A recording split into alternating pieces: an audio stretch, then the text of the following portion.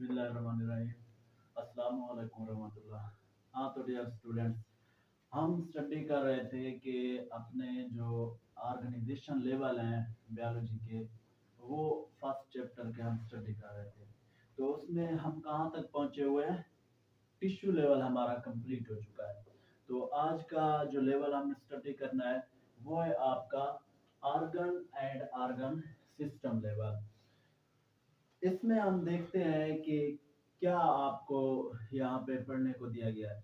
तो यहाँ पे इससे पहले अगर हम देखें तो हमने टिश्यू जो है ना देखा था। टिश्यू क्या था कि डिफरेंट सेल्स का ग्रुप था, वो सॉरी सिमिलर सेल्स का ग्रुप था जो मिलकर एक ही काम करते थे, उसको हमने कहा था tissue.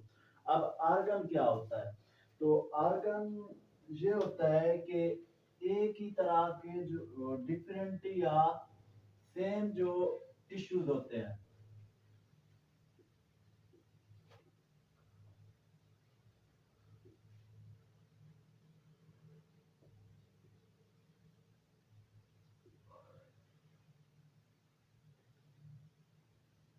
different types of tissues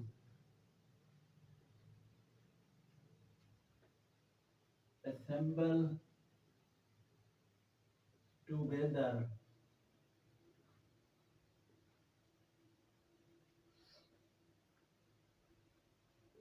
to carry on their functions।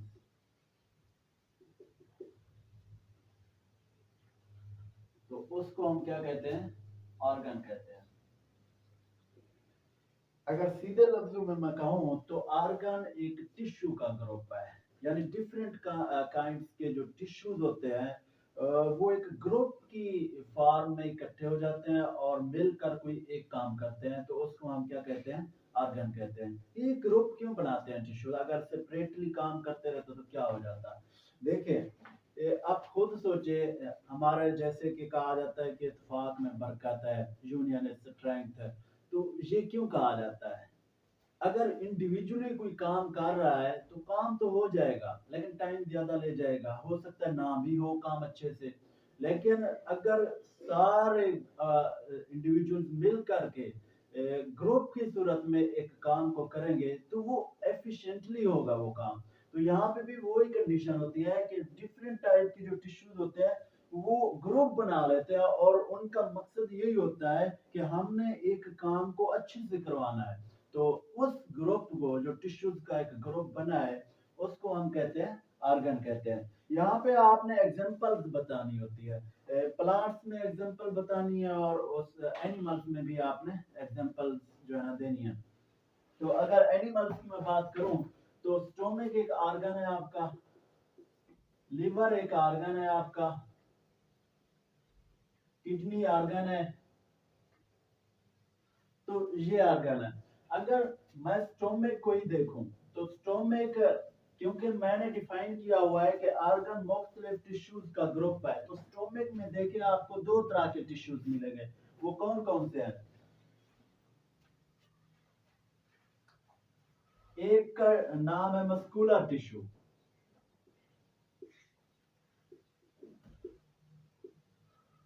और दूसरे का नाम है एपिथेलियल टिश्यू।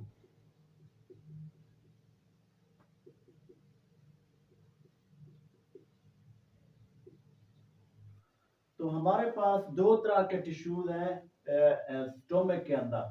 स्टोमक में एक टिश्यू का नाम है मस्कुलर टिश्यू और second one is epithelial tissue.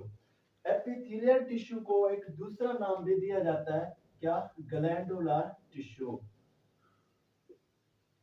Glandular tissue.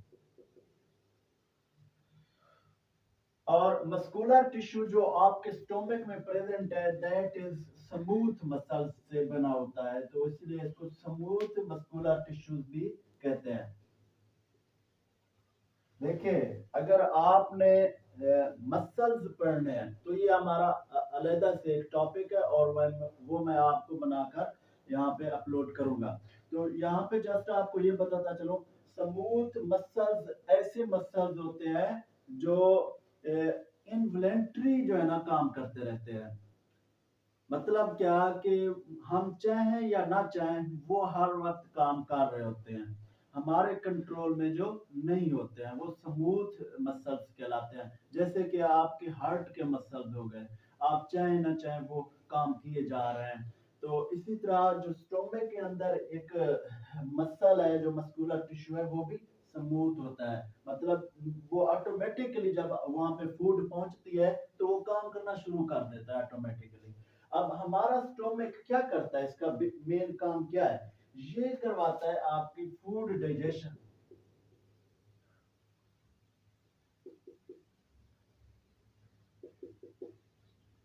ये स्टोमक का जो मेन फंक्शन है, stomach is organ which perform the function of food digestion, जिसमें स्पेशली आपकी प्रोटीन को डाइजेस्ट किया जाता है। तो ये कैसे परफॉर्म करता है? देखिए, मैंने कहा स्टोमक ऑर्गन है, तो ऑर्गन टिश्यूज का ग्रुप होता है। तो यहाँ पे दो तरह के टिश्यूज जो है ना मिलकर के ग्रुप बना रहे हैं। तो मस्कुलर टिश्यूज क्या करता है कि ये उस स्टोमक की वाल्स को कंट्रैक्शन देता है। अगर मैं यहाँ पे एक स्टोमक ड्रा करूं तो कुछ इस तरह का होता है।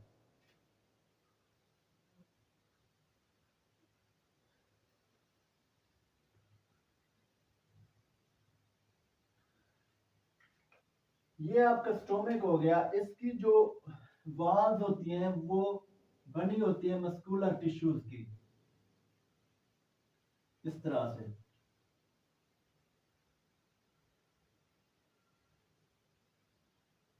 ये मस्कुलर टिश्यूज क्या करेगा? कंट्रैक्शन देगा। कंट्रैक्शन देगा किसकी? Walls of stomach. अब ये कंट्रैक्शन देने से क्या होगा? ये जो हमारे पास दूसरा टिश्यू है, एपिथेलियल टिश्यू, जिसको हमने ग्लैंडुलर टिश्यू भी कहा है, ये एक जूस खारिज करता है जिसका नाम है गैस्ट्रिक जूस।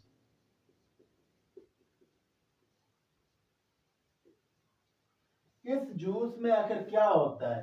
इसमें एंजाइम्स होते हैं और दूसरे केमिकल्स होते हैं for the digestion of food. तो फूड को डाइजेस्ट करने के लिए एंजाइम्स और दूसरे तरह के केमिकल्स इस जूस में प्रेजेंट है, जो कि हमारे एपिथेलियल टिश्यू ने सेक्रेट किया है। तो सेक्रीशन का काम करता है ये। अब मेरे पास अगर यहाँ पे फूड आ गई है और फूड आ जाए तो जूस खारिज ना हो, तो ये फूड डाइजेस्ट नहीं होगी। तो मेरे पास स्टोमक में एक और टिश्यू पड़ा हुआ है जिसको मैंने कहा एपिथेलियल टिश्यू। ये इस तरह के पड़ा होता है ग्लैंड्स की सूरत में। तो ये क्या करेगा? ये एक जूस खारिज करेगा। ये जूस आकर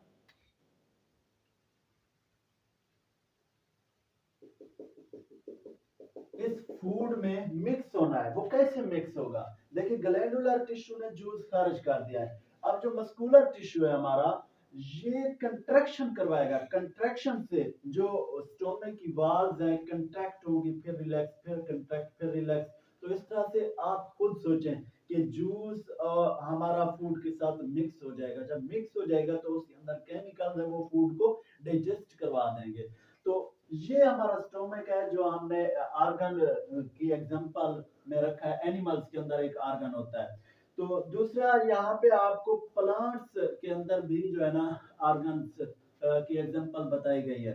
अगर प्लांट्स की मैं बात करूं तो मेरे पास जो एग्जांपल्स हैं वो रूट्स हैं,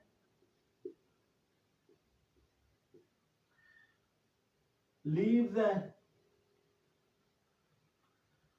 फ्लावर्स हैं, शूट्स हैं।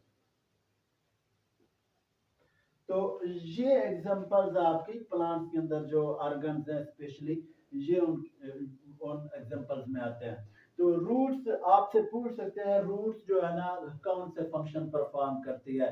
तो root is organ which perform three types of different functions जो है ना रूट्स परफॉर्म कर सकती हैं। कौन कौन सी हैं? देखिए, आप खुद सोचें। रूट की मदद से प्लांट क्या होता है? सॉइल में अटैच होता है। तो रूट्स ही हैं जो प्लांट को सैल के साथ जोड़ करके रखती हैं। तो हम कह सकते क्या कर रही है, एंकर कर रही है प्लांट्स को, एंकरिंग।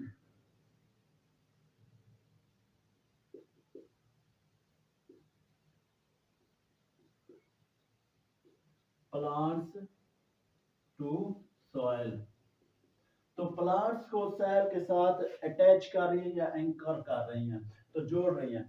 और दूसरा फंक्शन ये है कि रूट्स जो है ना हमारी फूड भी स्टोर करती हैं हमारे लिए।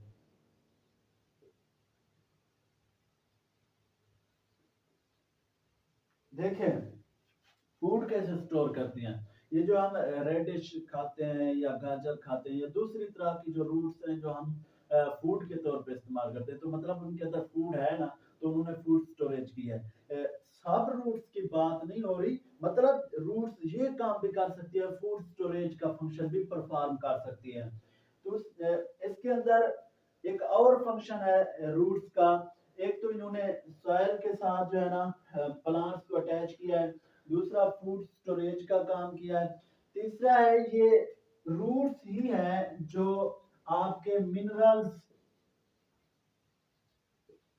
और वाटर इसको एब्जॉर्ब करती हैं, इसको एब्जॉर्ब करके पूरी प्लांट बॉडी को प्रोवाइड करती है। तो रूट्स तीन तरह के फंक्शन परफॉर्म कर सकती है। हमारे पास लीव्स हैं, लीव्स एक ऑर्गन है प्लांट में, तो ये क्या काम करता है आपसे एमसीक्यू में पूछ सकते हैं। तो इसका जो मेन फंक्शन है, जो प्राइमरी फंक्शन है इसका, वो ये है कि ये फूड बनाता है, प्लांट्स के लिए मैन्युफैक्चर करता है फूड।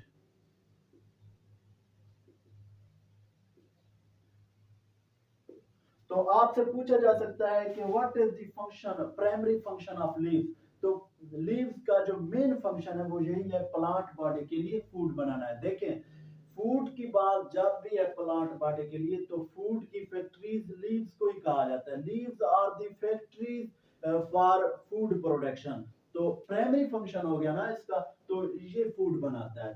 उसके बाद है फ्लावर, फ्लावर्स जो हमारे पास है, इसका जो मेन फंक्शन होता है रिप्रोडक्शन करना होता है,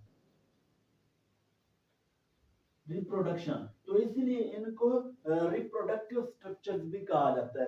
फ्लावर भी है ना, फ्लावर ग्रो करेंगे तो उनके ऊपर जो है ना सीड बनेंगे, सीड से हम नेक्स्ट जनरेशन हासिल करेंगे।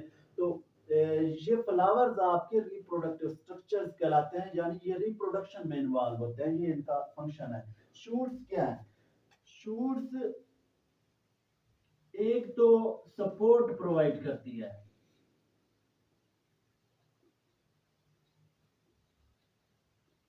प्लांट बॉडी देखिए आप कितने बड़े बड़े हमारे पास प्लांट्स होते हैं, वो गिरते नहीं है, वो कैसे इतना बड़ा प्लांट जो है ना ठहरा हुआ है।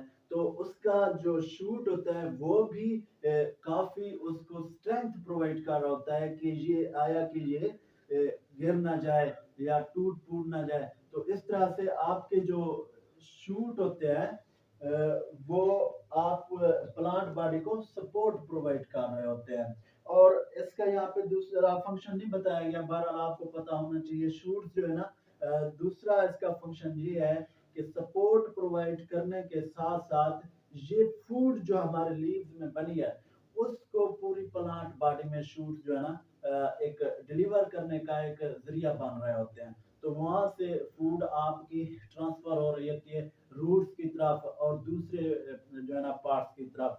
और वाटर और मिनरल्स जो है ना वो भी आपकी रूट से लीव्स की तरफ या दूसरी ब्रांचेस की तरफ जो है ना with the help of shoots transfer हो रहे होते हैं। तो ये था आपका आर्गन, आर्गन लेवल। हमारा जो लेवल है वो है argon system level. Argon system level को अगर सिंपली मैं डिफाइन करूं तो it is the group of different organ. जो मेरे पास वेरियस ऑर्गन्स होते हैं, ऑर्गन्स प्लांट्स हो गए या एनिमल्स, उनके अंदर हमने देखा हुआ है मुख्तलिफ ऑर्गन्स होते हैं, तो वो मिलकर एक ग्रुप बनाते हैं, असेंबल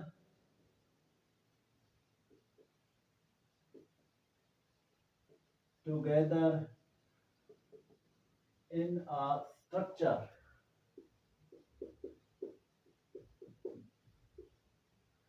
which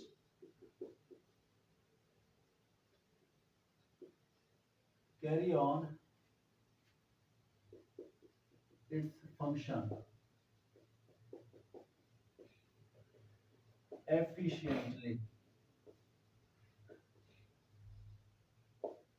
उसको हम कहते हैं ऑर्गन सिस्टम। ऑर्गन सिस्टम क्या है? डिफरेंट ऑर्गन्स का ग्रुप है जो जो एक दूसरे के लिहाज से रिलेटेड फंक्शंस कर रहे हो। रिलेटेड फंक्शन क्यों? कि अगर स्टोमक की मैं एग्जांपल दूं तो उसमें जैसे दो तरह के टिश्यूज थे, तो उनके अंदर एक का काम था सेक्रीशन और दूसरे का काम था कंट्रैक्शन। तो वो रिलेटेड फंक्शंस कर रहे थे जिससे डाइजेशन हो रही थी। तो यहाँ पे भी डिफरेंट ऑर्गन्स का ग्रुप होगा, लेकिन फंक्शनली एक दूसरे के लिहाज से रिलेटेड ही होंगे। तो वो ग्रुप बना करके अपने काम को एफिशिएंटली परफॉर्म करेंगे, तो उसको हम ऑर्गन सिस्टम कहेंगे। ऑर्गन सिस्टम की एग्जांपल्स आपने देनी है, प्लांट्स के अंदर देनी है, आपने एनिमल्स के अंदर देनी है। तो मेरे पास जो ऑर्गन सिस्टम की एग्जांपल है वो बहुत सी है। फॉर एग्जांपल मेरे पास एक एग्जांपल है रेस्पिरेटरी सिस्टम।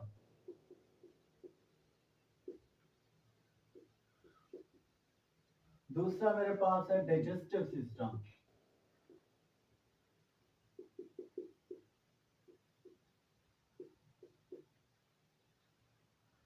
सर्कुलेटरी सिस्टम होता है।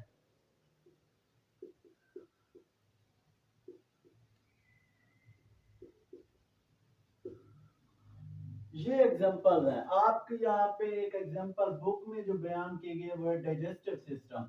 डाइजेस्टिव सिस्टम मैंने कहा है सिस्टम है तो मतलब ऑर्गन सिस्टम, इसके अंदर डिफरेंट ऑर्गन होंगे। डाइजेस्टिव सिस्टम में कौन से डिफरेंट ऑर्गन हो सकते हैं? आपका जो डाइजेस्टिव सिस्टम है वो ओरल कैविटी एक ऑर्गन है, इससे बना हुआ है। दूसरा है आपका स्टोमक, वो इसके अंदर प्रेजेंट है, इस सिस्टम है। लिवर है, स्मॉल एंड लार्ज इंटेस्टाइन है।